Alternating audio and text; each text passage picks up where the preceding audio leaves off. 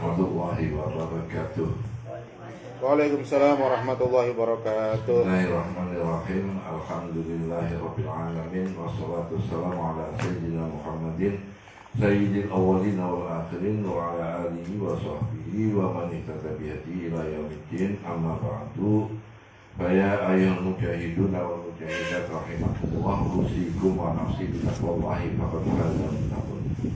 Qala Allah subhanahu wa ta'ala wa huwa asdaqul qailin, a'udzu billahi minasyaitonir rajim, wa baghtaghi fima ataqallahu daral akhirah wa la tansa nasibaka minad dunya. Al-ayat. Hadirin hadirat rahimakumullah, ayat yang saya baca tadi itu artinya dan hendaknya engkau berharap terhadap nikmat yang diberikan oleh Allah berupa kehidupan di akhirat, dan jangan engkau melupakan bagianmu di dunia. Ini artinya bahwa agama kita itu di samping memerintahkan kita untuk memprioritaskan kehidupan akhirat, tapi juga di sisi lain kita tidak boleh melupakan nasib atau posisi kita di dunia ini. Karena kita memang hidup di dunia, berarti kita harus memperhatikan bagaimana supaya kita hidup di dunia ini dengan baik, dengan bahagia, dengan sejahtera dan seterusnya. Hadirin hadirat rahimakumullah, ada sebuah kisah seorang lelaki yang bernama Pak Iskak. Pak Iskak itu orangnya rajin mencari uang, dan dia berhasil mengumpulkan harta yang cukup banyak. Namun dia gunakan harta itu untuk kebutuhan, bukan keinginannya, untuk kebutuhan keluarga, anak dan istri. Dan tidak lupa juga harta lebih yang dia miliki juga untuk membantu sesama, baik secara langsung maupun secara tidak langsung. Yang saya maksud langsung itu ya kita membantu fakir miskin, langsung memberikan uang. Tidak langsung ya kita membantu pesantren atau masjid, langgar, tempat pendidikan agama, agar supaya pelaksanaan pendidikan agama itu tidak seperti pelaksanaan pendidikan yang lain di mana membutuhkan dana yang besar. Nah, dia hidup bahagia di dunia. Kemudian ada juga seorang wanita yang ahli ibadah, katakanlah dia namanya Rodia. Rodia ahli ibadah, tidak pernah lupa kalau malam itu sholat tahajud. Dia karena memang sudah mengistiqomahkan sholat tahajud, sehingga dia selalu menyiapkan air wudhu di rumahnya, atau bukan di rumah, di dalam, tapi di lingkungan rumahnya. Nah, hadirin hadirat rahimakumullah, Rodia ini betul-betul mengharapkan kehidupan di akhirat yang baik. Dia tidak mau memperhatikan kehidupan di dunianya. Dia hidupnya pas-pasan, miskin, sampai-sampai untuk makan sehari-harinya itu serba kurang. Nah, ini kan satu contoh. Ada seorang yang hidupnya kaya raya di dunia, ada yang hidupnya miskin dan ahli ibadah. Yang ahli ibadah ini kan sudah benar, wa baghtaghi fima ataqallahu daral akhirah. Tetapi sayangnya dia tidak melanjutkan ayat itu, wala tansa nasibaka minad dunya. Nah, pada suatu saat itu ada seseorang datang ke tempat air yang disiapkan untuk wudhu. Orang itu ngambil air begitu saja tanpa izin malahan. Nah, si wanita si Rodiah itu tadi kemudian berpikir, waduh, air persediaan untuk wudhu itu diambil orang. Nah nanti saya kalau mau sholat malam wudhunya bagaimana? Ini kan kelihatannya Rodiah bagus sekali, dia sangat memperhatikan sholat malam, sampai-sampai tidak mau air wudhunya itu diambil oleh orang. Namun bagaimana nasib kedua orang ini di akhirat? Pak SK ternyata masuk surga. Dia bahagia di dunia dan juga bahagia di akhirat, karena yang saya sampaikan tadi bahwa Pak SK ini rajin mencari nafkah untuk anak istri, dipakai untuk keperluan dan kebutuhannya, sisanya itu dipakai untuk membantu sesama. Jadi pantas kalau dia masuk surga. Kenapa? Yang pertama, rajin mencari uang untuk menafkahi anak dan istri, itu adalah aktivitas yang berpahala besar. Jadi seperti Mas ini yang datang ini, itu yang rajin cari uang, kumpulkan uang sebanyak-banyaknya, tapi ingat mengumpulkannya juga dengan cara yang baik, tidak dengan cara menipu dan sebagainya, supaya hasilnya halal. Setelah itu gunakan seperlunya. Gunakan seperlunya itu ya apa yang memang dibutuhkan untuk sewa rumah, untuk kebutuhan sehari-hari. Masih ada lebih, ya jangan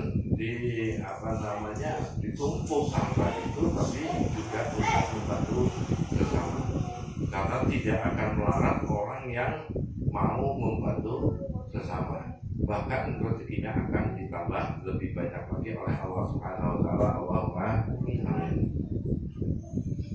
Jadi kerja keras untuk mencari rezeki itu berpahala besar, pahalanya sama dengan orang yang berjuang fi sabilillah. Kemudian memanfaatkan harta yang sudah dimiliki sesuai dengan kebutuhannya, itu juga merupakan tindakan yang berpahala besar juga. Jadi ada sebuah cerita ini sebelum lanjut. Seorang murid tanya kepada gurunya, wahai guru, bagaimana seseorang bisa dikatakan lepas dari hubud dunia? Nah, hubud dunia itu kalau terjemahannya ya materialistik. Bagaimana kita lepas dari materi? Maka guru itu tidak langsung menjawab, tapi memerintahkan kepada muridnya, hei Bulan, kalau kamu pengen tahu makna materi, sebelum saya jawab, kamu harus mengerjakan apa yang aku perintahkan. Disuruhnya ngisi kolam yang besar. Zaman dulu itu setiap kiai itu kolamnya besar, diisi sampai penuh. Setelah ngisi penuh, lapor, sudah kiai atau guru, saya sudah mengisi kolam, sekarang kamu mandi. Dia nurut aja, memang lagi membutuhkan jawaban pertanyaan tadi. Nah, setelah mandi ditanya, bagaimana, sudah mandi? Ya sudah. Terus kamu gunakan air yang di kolam itu, semuanya kamu habiskan? Enggak ya, ya seperlunya saja untuk mandi. Terus sisanya gimana? Biar dipakai untuk kepentingan orang lain.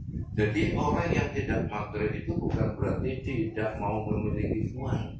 Dia tetap mencari uang, tetap mencari harta, tetapi tidak menghabiskan hartanya untuk kepentingan diri sendiri, apalagi hanya untuk berfoya-foya, bersenang-senang.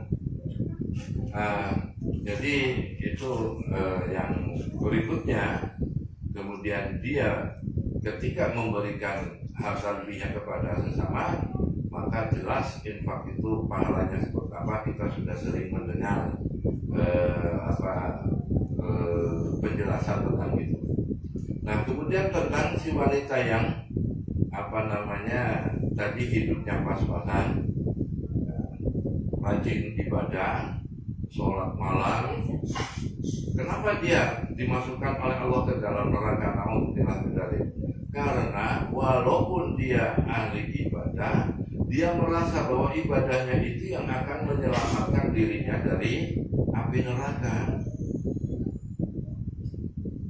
Padahal dia itu ketika air wudhunya diambil orang saja, dia tidak memiliki ketulusan. Nah, di sini keikhlasan itu penting. Ya, jadi kenapa dikatakan tidak tulus? Ya dia ngerentek, ya, berkata dalam hatinya, waduh, nanti bagaimana saya berwudu untuk sholat malam karena sudah diambil sama orang lain. Berarti kan nggak ikhlas itu. Nah, mestinya ya sudah, kalau pakai orang lain, alhamdulillah, berarti orang lain juga sholat malam seperti saya. Kalaupun tidak ada air wudhu, kalau orang yang ngerti kan bisa tayamum kalau memang mencari air susah di waktu malam. Nah, jadi ternyata orang yang cinta dunia bukan hanya orang kaya. Orang kaya bisa jadi dia nggak cinta dunia karena mencari uang banyak tapi digunakan seperlunya. Orang miskin, bahkan banyak orang miskin yang cinta dunia. Buktinya ketika dia memiliki sesuatu, gak mau sama sekali untuk diikhlaskan kepada orang lain. Nah, kita banyak di antara kita sudah melarat, kemudian mempunyai sifat tamak, serakah. Jadi mudah melarat mestinya ya kalau mendapatkan bantuan dia seperlunya. Ini mudah melarat ketika ada bantuan dia maunya yang paling banyak. Udah gitu setelah dimiliki tidak mau diberi atau dibagikan kepada orang lain. Jadi kesimpulannya bisa jadi orang kaya tapi dia tidak cinta dunia, tidak serakah, dan sebaliknya bisa jadi orang melarat tapi dia ternyata cinta dunia. Mudah-mudahan bermanfaat. Ya, titipan untuk bulan Ramadan ini semalam juga sudah saya sampaikan di mudah di perumahan sana, bahwa untuk menjelang Ramadan ini para sahabat itu kalau menyongsong bulan Ramadan dengan cara mereka membersihkan diri hatinya, jangan sampai ada rasa iri, dengki, benci, dan meremehkan orang lain. Jadi kita kalau pengen sukses di dalam menjalani Ramadan, bekal yang paling penting adalah kita memaafkan semua orang, sudah tidak punya musuh, tidak ada orang yang kita benci, tidak ada orang yang kita dengki, supaya hati kita bersih di dalam menjalani bulan Ramadan. Mudah-mudahan bermanfaat. Kurang lebihnya mohon maaf. Wassalamualaikum warahmatullahi wabarakatuh.